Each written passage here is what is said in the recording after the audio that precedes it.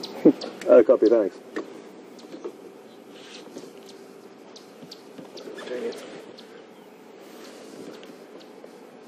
Welcome back, folks, and as you can see, there's the rear end of an elephant wagging its tail, and that is not why you've come back to us, but we thought we'd show you anyway.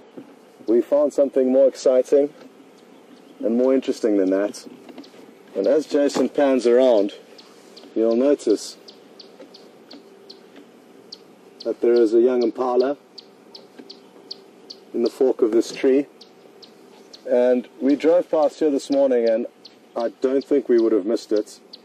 So sometime between when we left at 6 o'clock this morning and now, a leopard has killed this Impala. We're very close to the final control, probably half a mile away if that. And we are just going to have a quick look around now to see if we can find the leopard who is responsible for making this kill. We have just arrived here.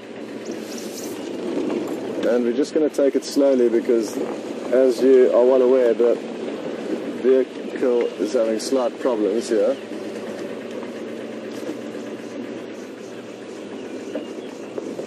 I think I can see a flat patch of grass here with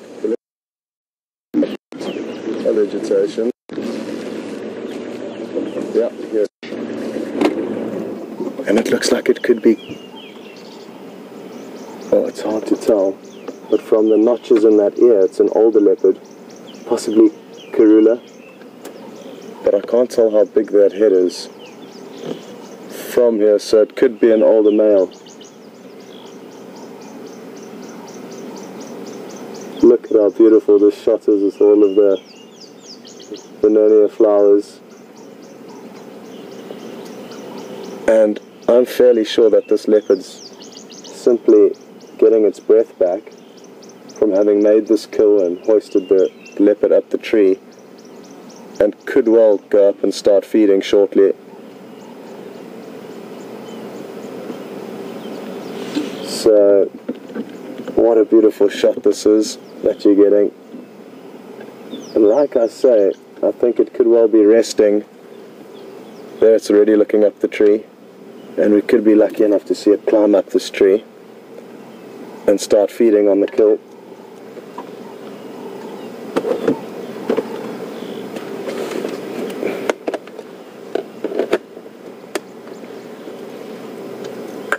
How big does its head look from up there, Jason? Does it look like a male or a female to you? Female, old female.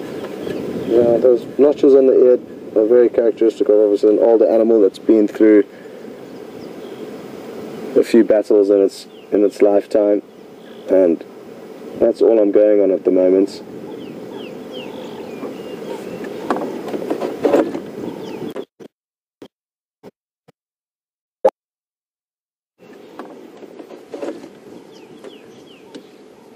This leopard's lying up at the base of the Mvula tree with the kill in it, just close to Inga's house.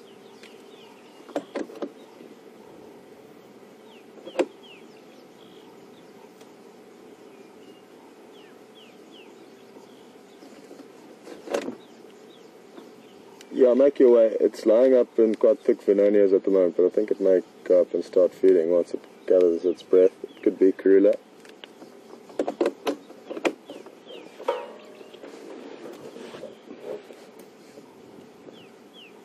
And I was mentioning to Jason earlier today, where is Karula hiding? We haven't seen her tracks. We've hardly seen her in the last few weeks. When the show started, mid-November, early November rather, Jason said they spent a lot of time with her. Okay, people are saying it could be Mvula, and that also does make sense. I don't think Karula does have those severe notches in her ears, so it's not her, and that negates my story about Karula, but it really would be nice to see her again because we haven't seen much of her.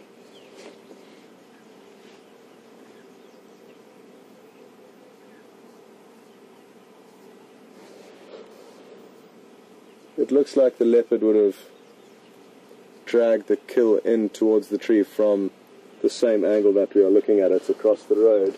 Jason, can you see a drag mark across the road there? Jason is a professional tracker, folks, so we're very lucky to have him on board with us. Watch it, Jason. He probably thought there was hyenas popping into the equation, and that certainly is not Karula, that is Mvula. What a beautiful, beautiful specimen.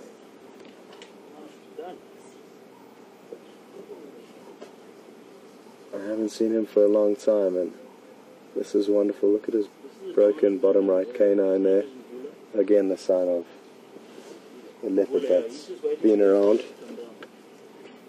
And he poked his head up there probably because he thought he heard something approaching, and understandably he knows that hyena or other animals could have responded to the Impala that would have alarm called as he managed to catch this one individual.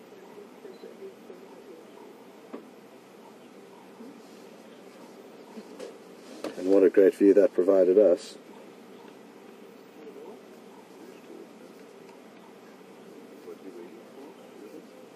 He's obviously just killed it, so he's just trying to catch his breath before he goes to eat.